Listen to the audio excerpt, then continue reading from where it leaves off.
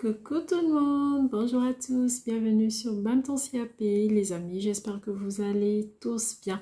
Je veux faire un bonjour tout particulier à tous les nouveaux abonnés.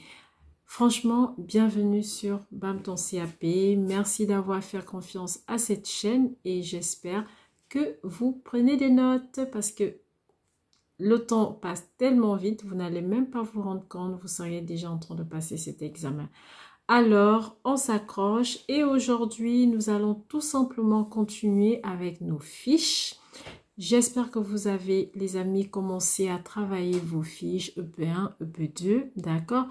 Vous essayez de vous chronométrer, vous travaillez, on continue à regarder Bam ton CAP, on continue à prendre des notes, on continue à s'exercer, on continue bien évidemment à regarder d'autres vidéos sur YouTube parce que c'est vrai, il n'y a pas que Bam ton CAP, c'est toujours important d'aller chercher beaucoup d'informations et aussi de les comparer. Mais faites très attention, ne prenez pas tout et n'importe quoi.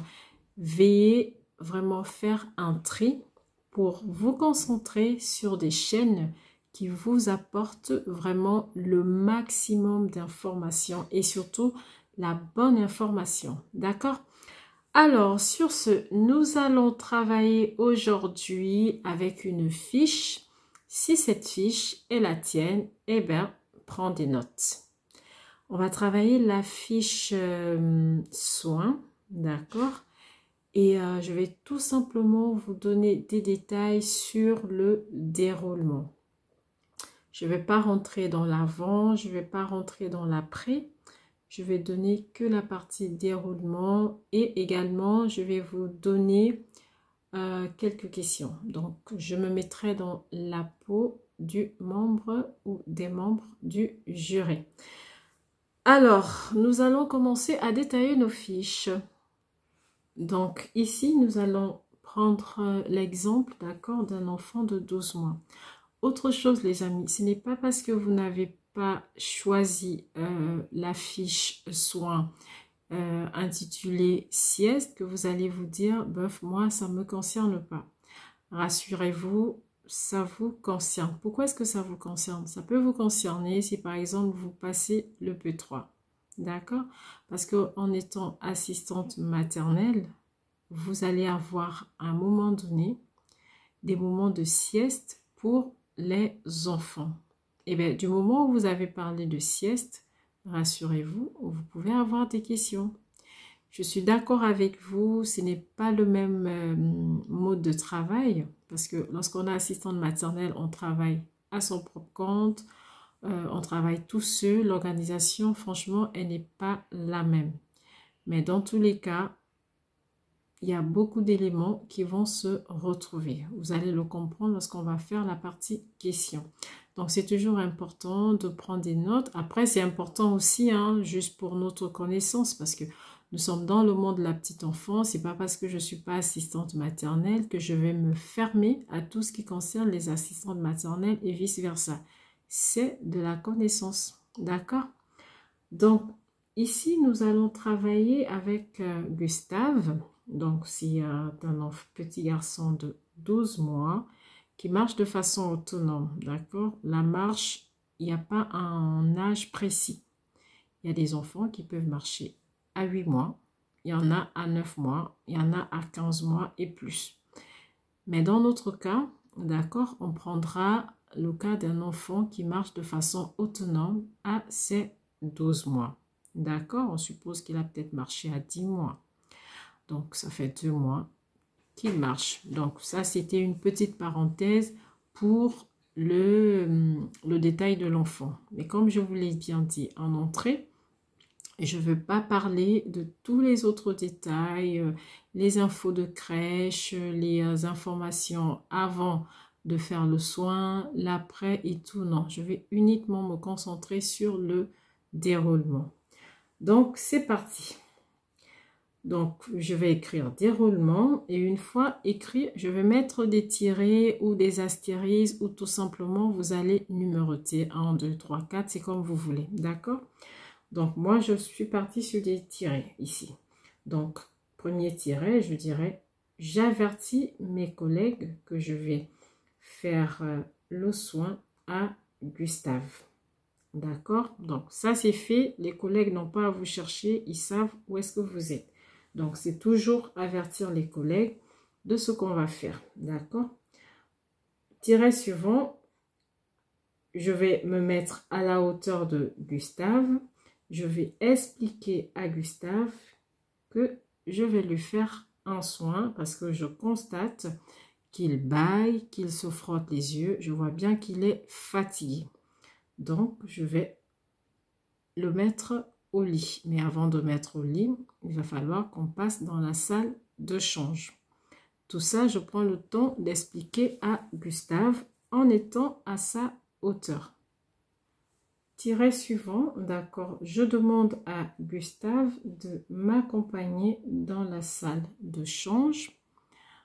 À ce moment, vous ne portez pas l'enfant, d'accord, il faut penser à votre ergonomie, toujours. Donc, vous ne portez pas l'enfant, vous le laissez marcher. Gustave, il marche de façon autonome, donc vous le laissez marcher, d'accord. Tiret suivant, d'accord, on va mettre un autre tiret et ici, donc sur ce tiret, vous allez tout simplement mettre que vous allez aider si besoin, d'accord. Gustave a monté sur l'escabeau, d'accord, pour s'installer sur le plan de change. Je reste toujours à côté de lui pour sa sécurité, d'accord. Tiret suivant, vous pouvez mettre que j'aide Gustave à s'installer en douceur sur le plan de change. J'explique à Gustave ce qui va se passer. Il faut toujours expliquer à l'enfant. C'est important de rester toujours en communication avec l'enfant. Cela permet à l'enfant de comprendre ce qui va suivre, d'accord, afin qu'il ne soit pas surpris. D'accord? Ça permet également d'améliorer le côté langagier de l'enfant. Parce qu'à chaque étape, vous allez associer un geste, d'accord, avec un mot. Si par exemple, vous lui dites, on va retirer le pantalon, il le comprend. Du coup, il va voir ce qui va se faire. Et à chaque fois que vous allez faire un change, ou que vous allez peut-être le déshabiller, ben, il va intégrer le mot pantalon. Donc, cela amène l'enfant à avoir aussi un vocabulaire. Ça reste dans la conversation aussi avec lui. D'accord? Il ne faut pas aller, hop, on l'amène dans la salle de change, on fait ce qu'il y a à faire, on ne dit rien à l'enfant, ça peut stresser. D'accord?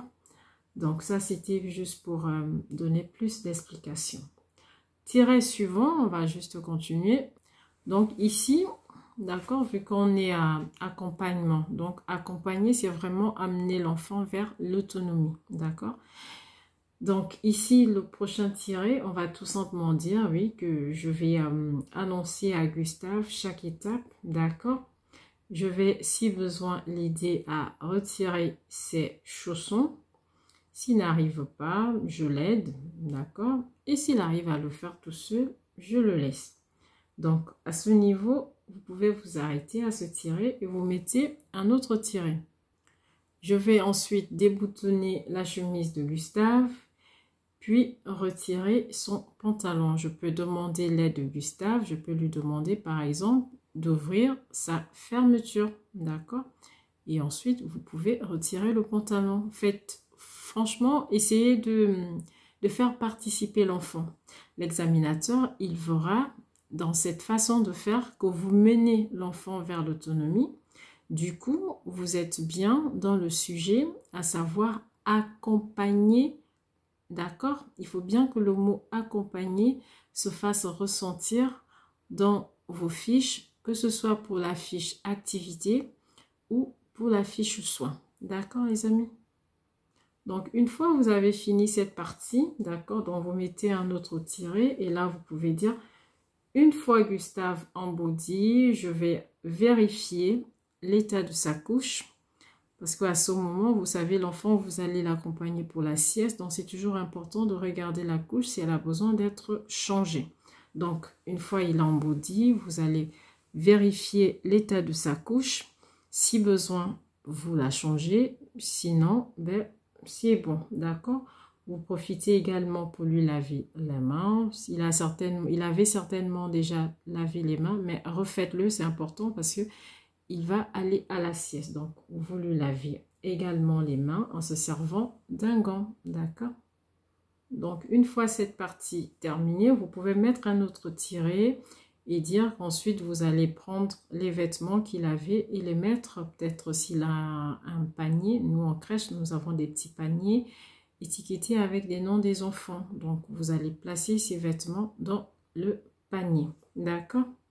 Donc, une fois que vous avez terminé cette étape, d'accord, vous pouvez mettre un autre tiret et dire que après vous allez prendre Gustave, d'accord, vous allez le prendre, donc vous allez prendre l'enfant dans vos bras, donc vous allez l'aider à quitter la table allongée, d'accord, donc vous allez le prendre dans vos bras et vous allez vous diriger vers le dortoir.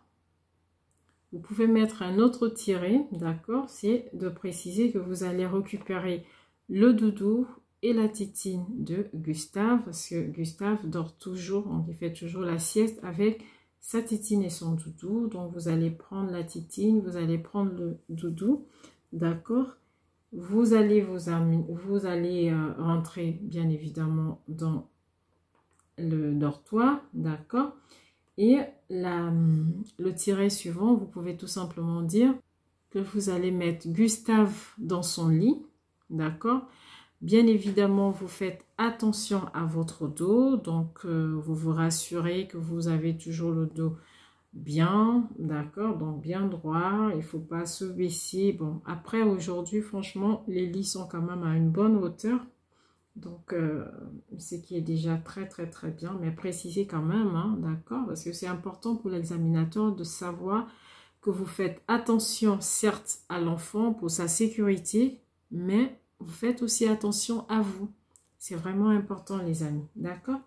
Donc vous précisez que vous faites attention à votre dos lorsque vous allez mettre l'enfant dans son lit. Donc généralement ils ont déjà leur turbulette posée dans le lit, donc vous allez lui mettre la turbulette, d'accord? Par contre faites attention lorsque vous allez poser l'enfant, parce que les examinateurs ils aiment bien chercher la petite souris cachée pour trouver, ben oui, expliquez-nous madame, comment est-ce que vous allez le mettre dans le lit, d'accord? Donc lorsque vous allez poser l'enfant, il faut toujours commencer par le siège, d'accord? Donc vous allez d'abord poser le siège de l'enfant, d'accord? Une fois vous avez posé, donc une fois le siège est posé, d'accord, vous allez ensuite bien tenir la tête et ensuite vous allez poser sa tête, d'accord. Donc la turbulette elle est là, elle est ouverte, donc vous posez l'enfant, siège, tête, voilà, et vous allez tout simplement fermer le zip ou la fermeture si vous voulez, d'accord. Une fois c'est fait, ben vous pouvez mettre un autre tiret, d'accord. Donc un autre tiret c'est pour dire, ben voilà, l'enfant étant bien installé dans son lit, vous allez soulever, vous voyez la barrière de sécurité qu'il y a sur les lits, donc vous allez bien le relever, bien le fermer et surtout vous allez vérifier que vous avez bien entendu le clic, que le lit est très bien fermé et qu'il n'y a pas de risque à ce que l'enfant tombe, d'accord. Une fois c'est fait, vous pouvez mettre un autre tiret pour dire, ben vous allez rester quelques minutes auprès de Gustave, auprès de l'enfant, vous allez rester à côté de son lit, c'est son petit rituel, hein. Il aime bien une fois il est mis dans le lit, qu'on reste un tout petit peu avec lui, ça permet de le rassurer, donc pendant ce temps, vous pouvez tout simplement lui dire, eh ben c'est le moment de te coucher, je vois bien, tu es fatigué, d'accord, donc nous sommes à côté, nous ne sommes pas très loin, et voilà, donc vous pouvez dire ça. Et ensuite, un dernier trait, vous pouvez dire, bref, ensuite, vous sortez du dortoir. Voilà les amis, c'était un petit brief comme ça, d'accord, détaillé, de comment est-ce que vous pouvez présenter cette fiche pour ceux qui l'ont. Donc, voilà, c'est tout simplement la partie déroulement, d'accord. Ce n'est pas toutes les étapes que la partie déroulement. D'accord, après je pense que j'ai déjà fait des vidéos sur la sieste, donc allez-y regarder, je vous encourage. Donc la présentation elle est terminée, voilà, maintenant vous êtes en face des membres du jury qui vont vous qui vont commencer à vous poser certaines questions. Donc, nous allons travailler sur quelques questions. Première question. On vous demande d'expliquer ce que c'est la plagiocéphalie. À cette question, vous pouvez tout simplement dire, d'accord, que la plagiocéphalie, c'est le fait de faire dormir l'enfant, en fait, sur le dos. Parce que quand vous faites dormir l'enfant sur le dos, d'accord, eh bien, on aura la partie du crâne qui va s'aplatir. Donc, voilà, à cette première question, vous avez bien répondu. Donc, la plagiocéphalie, c'est tout simplement le fait d'aplatir le crâne, d'accord, de l'enfant en le faisant dormir sur le dos, d'accord, comme ça, l'arrière là, d'accord, il est plat. Et puis après, c'est quoi la deuxième question que je peux vous donner là?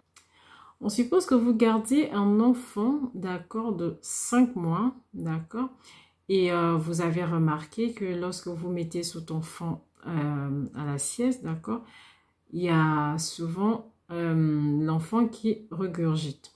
Du coup, on vous demande de savoir à quoi cela peut être dû. Ah, je pense avoir déjà fait une vidéo comme ça pour ceux qui me connaissent, qui me suivent, parce que voilà, donc je pense que vous avez la réponse à cette question. Donc, l'enfant de 5 mois que vous gardez, qui lors de la sieste a tendance toujours à regurgiter, d'accord, on peut se dire, hein, on n'est pas médecin, on ne se met pas à la place des médecins, pas du tout, mais ce sont des hypothèses, on peut suggérer, on peut se dire que ça peut être ça, comme ça peut ne pas être ça aussi, mais à voir, il faut consulter, il faut en discuter avec un médecin pour être situé.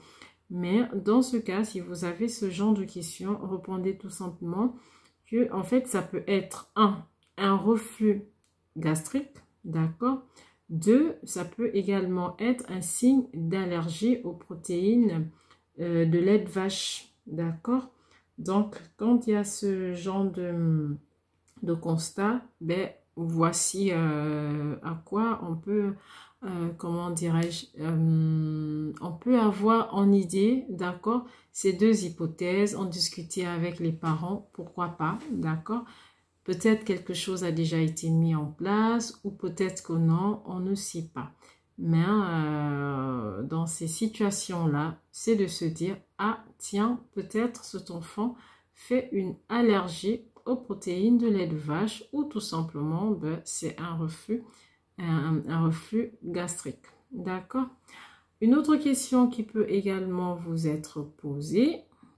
Une autre question, d'accord, on peut vous demander de savoir si on a le droit de coucher un bébé sur le côté. Est-ce que lorsque vous mettez l'enfant au lit, vous pouvez le mettre sur le côté? Bon, je pense que ça, tout le monde le sait, hein, d'accord? Pour mettre un enfant au lit, ben, il faut le mettre sur le dos, d'accord? Mais est-ce qu'on peut le mettre sur le côté? Ben, la réponse, c'est non. Ça, c'est OK pour tout le monde. La réponse est non. Pourquoi? Parce que en fait, lorsque l'enfant est sur le côté, il est en position instable. Donc, il peut facilement basculer. Et si malheureusement, il bascule, c'est-à-dire il se retourne et qu'il finit par se retrouver, en fait, le ventre sur le matelas, ben, là, il y a un problème, d'accord? Il peut avoir un risque d'étouffement, d'accord? Parce que l'enfant peut avoir du mal à respirer, d'accord? Et même du mal à se remettre dans sa position de départ. Après, tout dépend de l'âge des enfants. Mais dans tous les cas, un bébé, on parle bien d'un bébé, d'accord? Donc, le bébé, non, on ne le mettra jamais en position sur le côté, d'accord? Parce qu'il peut tourner et finir finalement sur le ventre, ce qui n'est pas conseillé. D'accord, les amis? Alors, question simple, hein, qui a pour habitude, franchement, d'être posée pour ceux qui présentent cette fiche. On peut vous demander de savoir à quelle température, du coup, vous allez mettre votre pièce lorsque vous allez coucher l'enfant dans le dortoir, la chambre, d'accord? À quelle température est-il conseillé de faire dormir l'enfant? Bon, ça, il faut savoir, hein. Vous mettez 18, sinon 19 degrés. D'accord? 18 à 19 degrés, c'est bon. Vous pouvez dire 18, ça passe. Vous pouvez dire 19 aussi, ça passe. D'accord? Parce qu'il faut éviter que l'enfant ait trop froid ou qu'il est trop chaud. Donc, il faut vraiment rester dans le juste milieu. Il faut équilibrer. D'accord? Autre question aussi qui vient généralement. Et après, ça aussi, c'est important lorsque vous faites le P3, d'accord? Lorsque vous faites votre journée type pour mettre le temps de sommeil des enfants, d'accord? Donc ça, franchement, il faut bien le savoir, les amis. Donc, on peut vous poser la question de savoir, du coup, un enfant de 6 mois, d'accord? Donc, vous gardez un enfant de 6 mois et on aimerait savoir, du coup, la durée de son cycle de sommeil, d'accord? Combien de temps cet enfant va dormir? Ben, pour l'enfant de 6 mois, il faut savoir que sa sieste, en fait, elle sera de 1 heure. D'accord? Donc, l'enfant de 6 mois, il va dormir 1 heure. Après 1 heure, si, ça peut être un tout petit peu moins. Mais généralement, l'enfant de 6 mois, il dormira 1 heure. D'accord? Par contre, si c'est un enfant, par exemple, de 3 mois, là, il va avoir environ 1 h 10 minutes. D'accord? Donc, vous allez avoir 1 h 10 minutes pour l'enfant de 3 mois. 6 mois, vous allez avoir une sieste d'1 heure. D'accord? Après, si c'est un enfant qui a, par exemple, 2 ans, là aussi, c'est pareil. Hein, ça va être 1 h 10 minutes. Mais à partir de 4 ans, d'accord, l'enfant va dormir un peu plus. D'accord? À partir de 4 ans, l'enfant dormira un peu plus. Vous allez avoir des enfants qui vont, du coup, vous faire 1 h 30. D'accord? 1 h 30, ils vont dormir. C'est pour cela que vous voyez généralement à la crèche, pour les enfants qui sont par exemple en dernière classe de crèche, ben, les siestes, c'est les siestes d'1 h 30 minimum. D'accord? Après, ça dépend des enfants. Il y a des enfants qui ne dorment pas assez. Mais pour la grande partie des enfants, c'est généralement 1 h 30. Après, il y en a qui aiment bien se reposer, qui partent au-delà. Mais généralement, après 1 h 30, bon, on a quand même beaucoup d'enfants qui se réveillent. D'accord? Donc, à 4 ans, on peut commencer à se dire, bon, 1 h 30 de sieste. Ça, franchement, les amis, c'est vraiment important de connaître ces temps de sommeil. Pour certains enfants, d'accord, vous allez avoir, lors de la mise à la sieste ou l'accompagnement à la sieste, d'accord, vous allez avoir des enfants qui ont un rituel d'endormissement, d'accord, donc ça permet à l'enfant de faire sa sieste de façon paisible, sans stress, d'accord. Ces rituels d'endormissement, on peut vous demander le temps, d'accord, que vous allez mettre pour appliquer ce rituel d'endormissement. Donc, il faut partir sur 10 minutes. Il ne faut pas aller au-delà parce qu'après, l'enfant, il est un peu perdu. C'est pas un temps où, je sais pas moi, c'est pas un temps où, comment dirais-je, un temps d'activité où on va encore s'amuser. Non, c'est vraiment un temps où on va être calme. L'enfant, on va vraiment l'amener à aller tout doucement dans les bras de Morphée. Voilà, donc allez dormir. Donc 10 minutes suffisent largement. Ne partez pas au-delà. Après, ça peut être 8, 9, ça va, d'accord? Mais évitez de dire 15 minutes par exemple. Là, c'est pas bon, d'accord? C'est pas bon. Dites pas, bah, oui, pour le temps du rituel d'endormissement, je vais prendre 15 minutes. Là, l'examinateur, il va pas être content avec vous. Donc, dites 10 minutes, voilà, pour le rituel d'endormissement. Ça, c'est bon, d'accord? Après, généralement, le rituel d'endormissement, c'est soit les parents, d'accord, qui demandent à ce que ça soit fait, mais ça peut aussi être le professionnel, d'accord? Généralement, c'est les parents. D'accord, parce que bon, on est là, on est en coéducation avec les parents. Donc, tant que c'est pour le bien de l'enfant, eh bien, c'est bien, on va le faire. Mais si c'est pas pour le bien de l'enfant ou ça va à l'encontre, d'accord, de ce qui est censé être fait. Par exemple, on va pas accepter un parent qui va nous dire, eh ben non, moi à la maison, le petit, pour le faire dormir, je lui mets des dessins animés. Là, non. On va pas l'appliquer, bien évidemment. Mais un parent qui dit, eh ben, il aime bien avoir un petit temps de lecture avant de s'endormir, ben là, le professionnel va exécuter, on va le mettre en place, bon pas exécuter, mais il va le mettre en place, il va faire ce rituel, on va continuer comme l'enfant a l'habitude de l'avoir à la maison, d'accord? Mais si à la maison chez lui c'est la télé, ben vous êtes d'accord avec moi que chez le professionnel, ben non, on ne donnera pas d'écran, d'accord? Une autre question aussi qui peut venir, d'accord, on peut vous poser la question de savoir comment est-ce que vous nettoyez le lit de l'enfant. Lorsque vous nettoyez le lit, quels sont les produits que vous utilisez, d'accord? Donc, vous savez, les petits, ils ont tendance à tout mettre dans la bouche. Donc, lorsque vous allez nettoyer le lit de l'enfant, ne prenez pas des produits agressifs, d'accord? Il faut tout simplement utiliser un détergent désinfectant alimentaire, d'accord? Comme ça, c'est bon, même si il le mâchouille dans sa bouche, il n'y a pas de danger. C'est un détergent désinfectant alimentaire, donc c'est sans danger pour l'enfant, d'accord? Une autre question qui vient beaucoup, en tout cas l'année dernière, j'ai quelques amis qui l'ont eu, d'accord? Donc, c'est de savoir comment est-ce qu'on appelle, d'accord, le soin lié à l'endormissement pour un enfant qui ne marche pas encore. D'accord? Donc, pour un enfant qui ne marche pas encore, lorsque vous allez faire un soin à l'endormissement, d'accord? Ça s'appelle la mise à la sieste. Ce n'est pas l'accompagnement. Lorsqu'un enfant ne marche pas encore, ça, c'est la mise à la sieste.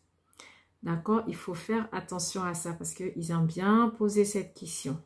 Donc, un enfant qui ne marche pas, c'est la mise à la sieste, d'accord? Donc, du coup, vous l'avez bien compris, hein? Donc, l'accompagnement à la sieste sera exclusivement, du coup, réservé aux enfants qui marchent déjà. Donc, si vous avez choisi ce soin, l'accompagnement à la sieste, les amis, ne prenez pas un enfant qui ne marche pas. Parce que si vous prenez un enfant qui ne marche pas, ben ce ne sera pas dans ce cas un accompagnement à la sieste, ce sera plutôt une mise à la sieste. D'accord? Donc ça, franchement, notez-le quelque part les amis. Et surtout, faites attention sur vos fiches. Si vous aviez déjà prévu de faire cette fiche avec un enfant qui ne marche pas, il faut modifier. D'accord? Sinon, vous allez juste vous faire avoir. Une autre question, c'est de savoir à quel moment est-ce que vous allez proposer un enfant, d'accord, du coup, la sieste. À quel moment est-ce que vous allez prendre l'enfant et puis dire, allez, hop, à la sieste. Non. Pour proposer la sieste à un enfant, il faut remarquer des signes de fatigue chez l'enfant, d'accord? Quels sont ces signes de fatigue? On va peut-être avoir l'enfant qui va bâillir, qui va se frotter des yeux. Certains vont commencer même à somnoler, mais la plupart du temps, il bâille, il rebâille, il se frotte les yeux. Ah, ça, ce sont des signes qui vous montrent, ben, cet enfant, il a besoin de faire sa sieste, il est fatigué. D'accord? Donc ça, vous le mettez quelque part sur une bonne petite feuille. Une autre question qui peut vous être posée, hein, voilà, un enfant s'est endormi, il n'avait pas encore pris son biberon. Bon, est-ce qu'on a le droit, est-ce qu'on peut aller réveiller cet enfant qui dort et se dire, ouh là là, il a dépassé son heure, il faut qu'il mange, ouh là là, il va avoir faim. Non, si l'enfant est endormi, eh bien vous le laissez, vous n'allez pas aller le secouer pour dire, allez hop, réveille-toi, t'as ton bibi à prendre à 9h30, il est 9h30, tu dors encore. Non.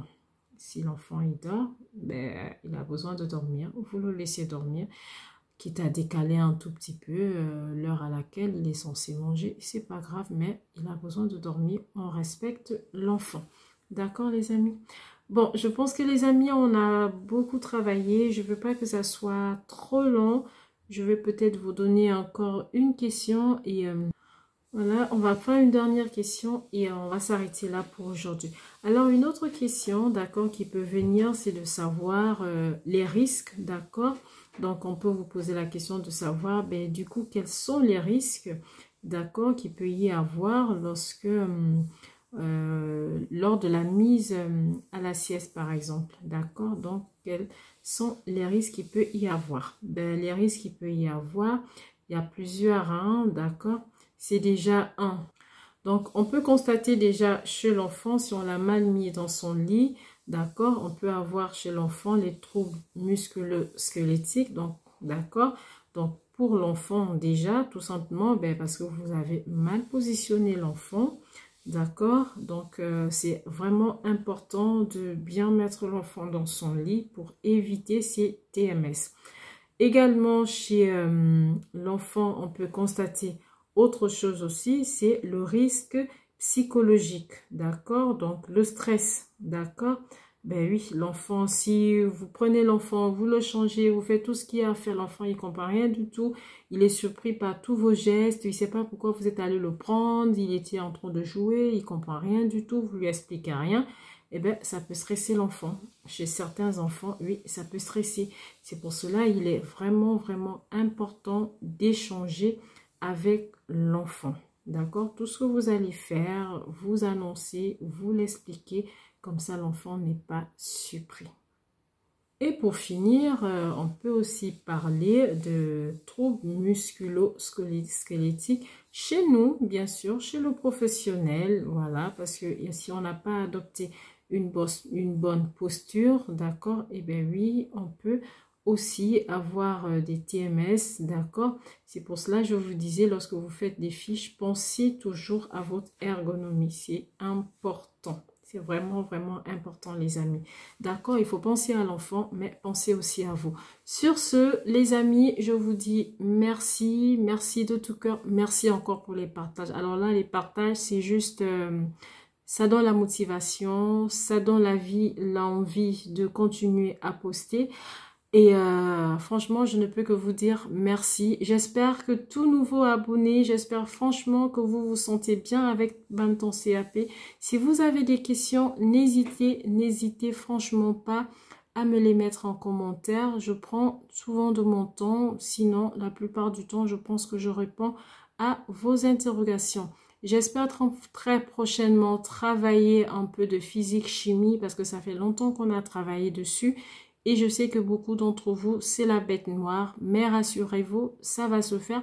L'année dernière, je me rappelle encore, j'ai eu des abonnés qui me disaient « Oh là là, maths physique, ça va pas se faire. » On a travaillé. Ils ont eu leur examen.